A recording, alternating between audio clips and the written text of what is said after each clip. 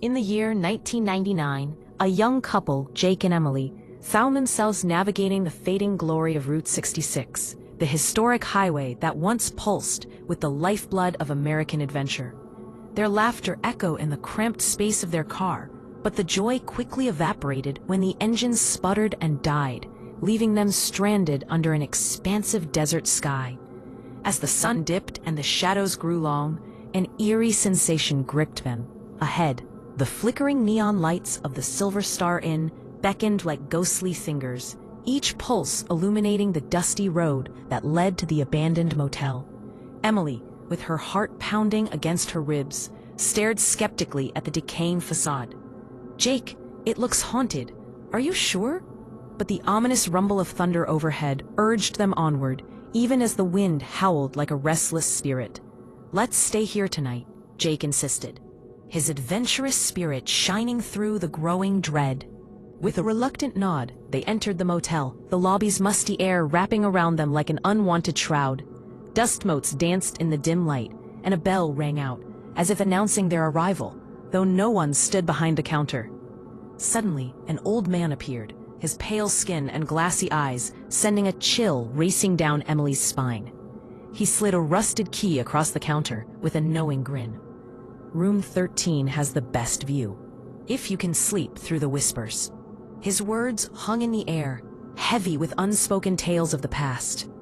They ascended the creaking stairs to room 13, where old photographs lined the walls. Each image showcased smiling families, but all their faces had been meticulously scratched out, a macabre testament to the horrors that lingered within the motel's walls. The unsettling silence was shattered when the television flickered to life, displaying their own reflections, as though they were being watched from hidden corners of the room. Panic surged through Emily. "We need to leave," she cried, grasping Jake's arm. But outside, they discovered their car had vanished, leaving only tire marks leading into the oppressive blackness of the desert.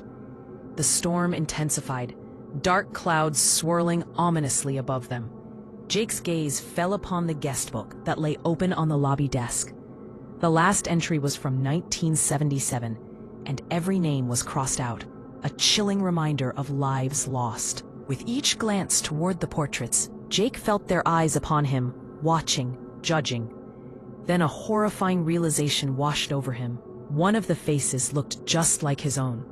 "Emily?" he called out, a note of desperation creeping into his voice. But the room was silent, and she had mysteriously vanished without a trace. Whispers echoed through the motel's hallways, beckoning him from the nearby rooms. 14, 15, 16, each voice softly pleading, "Don't check out." Heart racing, Jake forced himself to open the door to room 14. Inside, he found empty beds, yet each mattress bore the impressions as if unseen bodies had only recently risen. Suddenly, the door slammed shut behind him, trapping him within the claustrophobic confines. In sheer terror, he retraced his steps, stumbling upon the old man once again.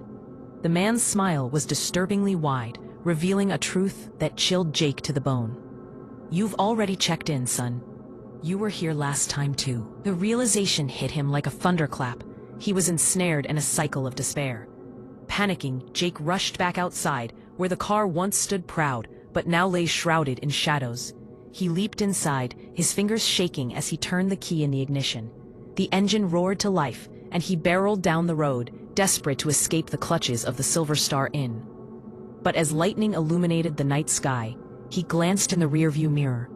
There it was, the motel, looming ever closer, as if mocking his attempts to flee. The road twisted, and he realized with horror that he was trapped in an endless loop. The radio crackled to life, and a familiar voice broke through the static. Emily's voice, soft and haunting. "Welcome back to the Silver Star Inn." The next morning, police stumbled upon a wrecked car in the barren desert, its occupants missing.